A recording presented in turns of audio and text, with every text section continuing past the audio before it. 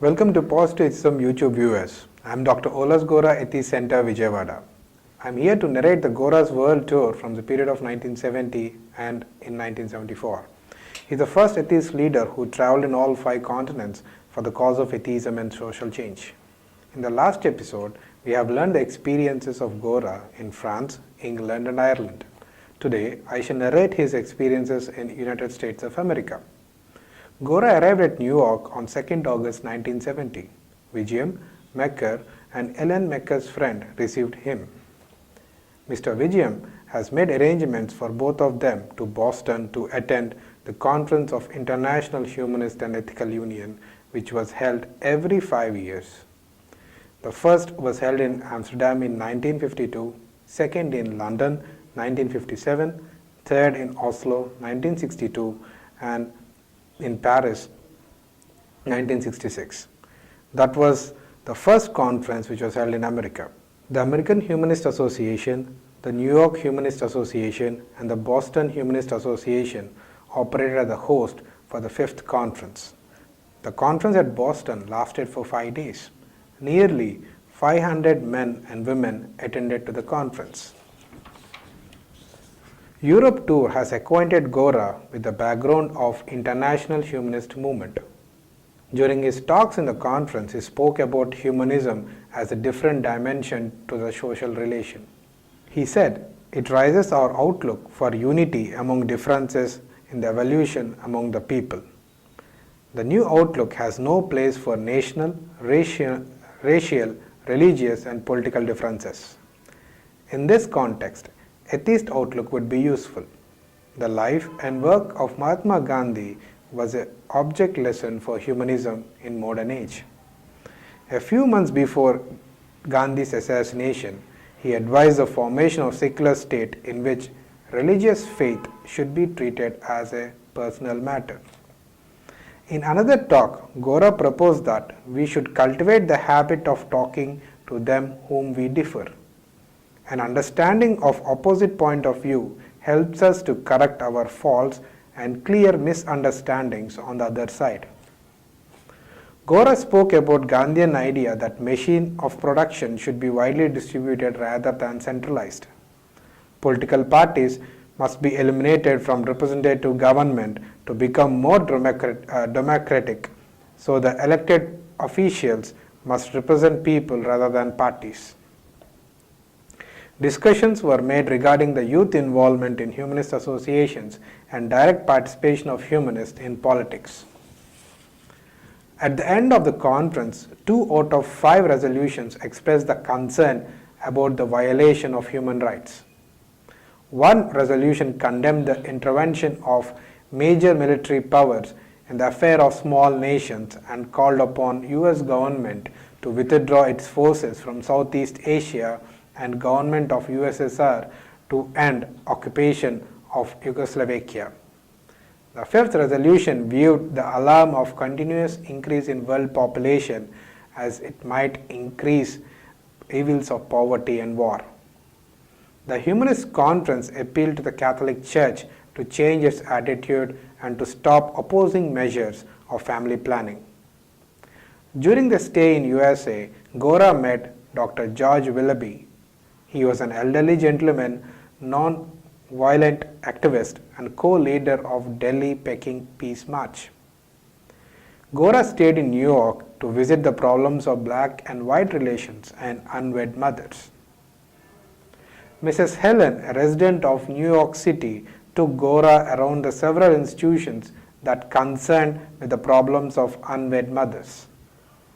The majority of unmarried mothers receive no help from the community agencies. Services are not available in the critical point of their life of the child, and even they are not acquainted about them. Adolescent mothers faced a lot of problems and burden during pregnancies and during and after childbirth. The unmarried mothers and children were treated as second-class citizens. There have been lot of discriminations against public housing and welfare. They were denied the opportunity of continuation and uninterrupted schooling. Then the New York City Board of Education acknowledged its responsibility for educating all pregnant students by permitting principals in consultation with students and their parents, physicians, and social service representatives. Consequently, in 1967, Dr. Olga has undertaken to aid unwedded mothers in all aspects of education, vocational training, psychological support, health, and financial help. During this stay, Gora was interested in knowing about the Negro problem. Gora remembered his experience in Black House in England. Gora found certain similarities and differences in blacks and Harijans. In relation to the rest of the population, both are poor and command less respect, being treated as slaves. He also noticed that blacks were never treated as untouchables. In third week of August, Gora attended to the students' camp at Forgemore in South California. Mr. Lavanam previously attended to the same camp and organizers remembered him well. Gora felt proud when he was introduced to the campers as Lavanam's father. He explained the poem in Telugu which said the greatest joy to father was not when the son was born, but when the son advances the work for the father stood for. The camp lasted for a week with 23 students of age between 16 to 20 years of age. He observed the discipline, neatness, punctuality, self-discipline, and politeness in expression. During the stay for 3 days, he spoke about non-violence as a method of social change, God as a creation of man, and partyless democracy. From South California, Gora traveled to Atlanta. There he met Dr. P. Venugopal Rao.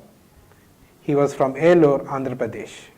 In cooperation with a few Andhras in US, he was running a manuscript magazine in Telugu. The articles published are high level in explaining scientific principles in Telugu. The name of the magazine is Telugu Bhasha Patrika. The articles are collected from research scholars and professors working in several universities, institutions, hospitals of US. Even their wives and daughters took interest in writing short stories and their pleasant reflections living in US. In the last week of August, Gora returned to New York. He got acquainted with an item of American administration that agitated the youth.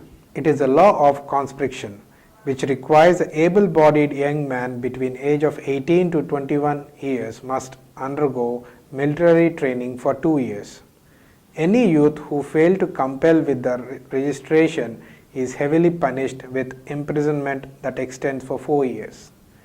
Thousands of young men who were anti-war ideologies opposed the draft and did not believe that war means to them.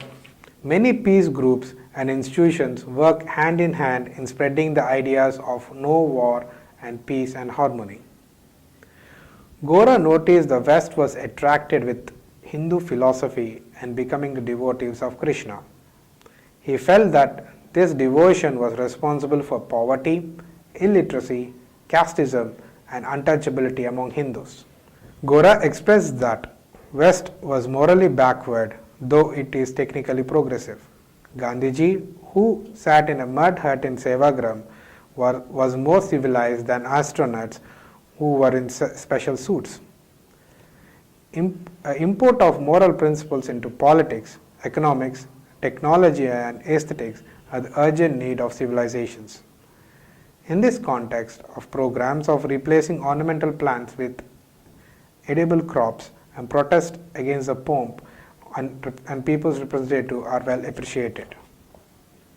Professor John Gandier, sometime the Secretary of Health and Education, has sponsored the political movement of Common Cause in Washington, D.C.